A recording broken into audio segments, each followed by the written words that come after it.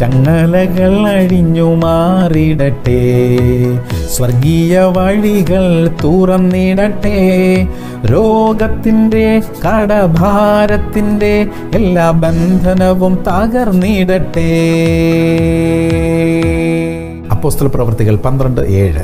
ദൂതൻ പത്രോസിനെ വിലാപ്പുറത്ത് തട്ടി, വേഗം എഴുന്നേൽക്ക എന്ന് പറഞ്ഞ് അവനെ ഉണർത്തി. ഉടനെ അവൻ്റെ ചങ്ങല കൈമേൽ നിന്ന് വീണുപോയി. പ്രിയമുള്ളവരെ, ഒരു ദൂതൻ തൊട്ടപ്പോൾ ചങ്ങലകൾ അഴിഞ്ഞുപോയി. അപ്പോൾ ദൈവം തൊട്ടാലോ? അതെല്ലാം ചാരമായി പോയേനെ. അതെ, ദൈവം ചില ചങ്ങലകളെ ഇന്ന് തൊടട്ടെ. രോഗത്തിൻ്റെ, സാമ്പത്തിക ഞെരുക്കങ്ങളുടെ, കുടുംബ പ്രശ്നങ്ങളുടെ, നിയമക്കുരുക്കുകളുടെ, അനിശ്ചിതത്വങ്ങളുടെ ചങ്ങലകളെ ദൈവം ഇന്ന് തൊടട്ടെ. അവയെല്ലാം ചാരമായി പോകട്ടെ.